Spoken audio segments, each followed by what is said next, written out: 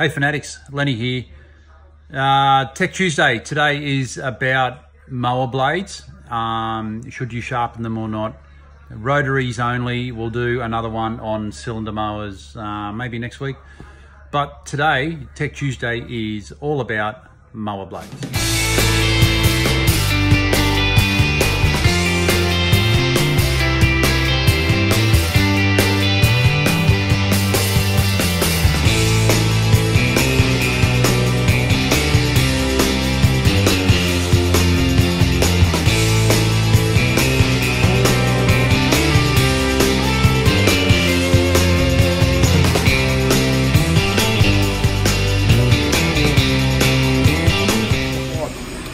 So we're Rusty. There's Rusty, John, and Ben.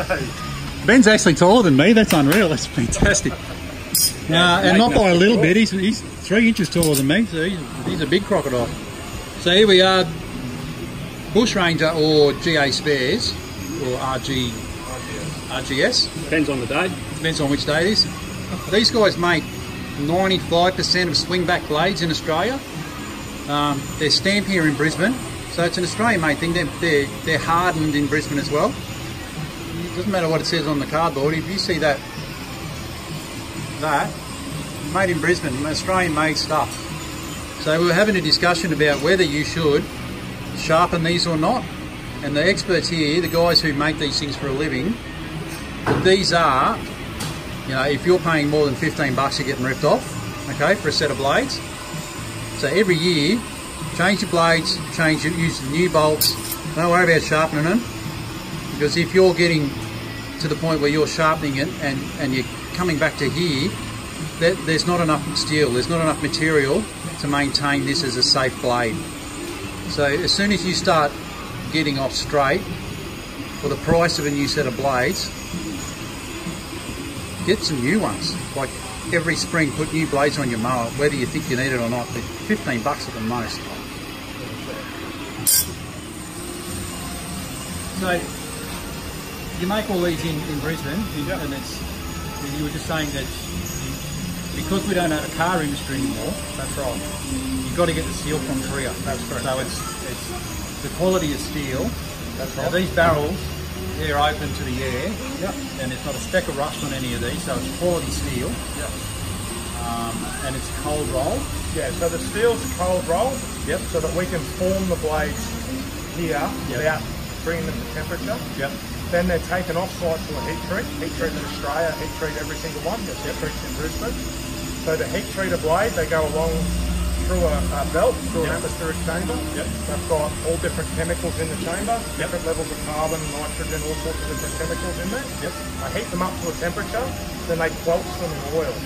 Yep. What's really important is the way that they're quelched so that they're all straight. So if you have a look here, they pair straight up beautifully. And every set, won't matter how many we get, and the whole drum will be the same. They all pair up beautifully.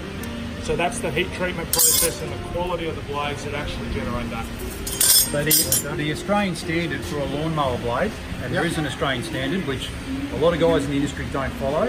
Bush Ranger guys do, or the GA spares guys, they follow the standard. Is you put it in a vise, you can bend this blade to 90 degrees and you won't snap it. So go and try that with a Chinese made blade, or one that's made from inferior, this is spring steel, cold roll. Try that with another blade and see how you go. Yeah. And that's important if you hit a rock or something. That's right. You won't snap it. So the other guys can't guarantee that. The standard actually states that it needs to impact an immovable object. So the blade actually needs to impact an object that's completely indestructible. So a stainless steel rod, 3 impacts and lose less than 0.02% of the material of the blade. Wow. So that's written in the standard. And I'm a fan of swingback blades.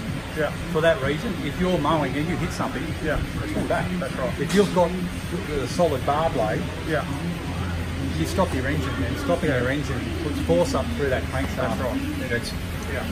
It's Benny, can usually fatal for a motor. Benny, can you fill us in on the stamp that's in the back of the blade, okay, and what's the reasoning behind it? So our stamp, UTA, is Roy Gripsky & Sons logo. This is our quality assurance stamp.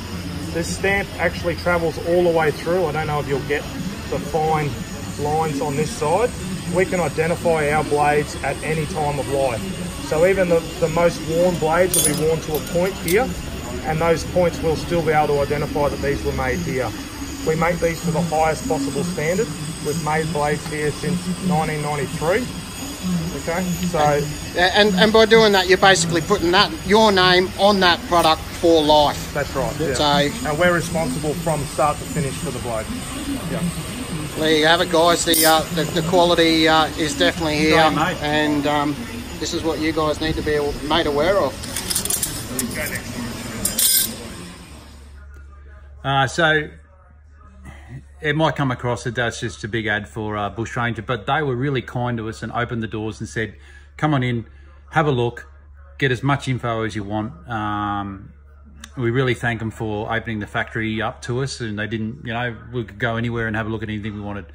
So their technical knowledge was really fantastic in putting together a series of videos on mower tech. So thanks to all the guys out there at Bush Ranger. So yeah, that's Tech Tuesday for this week.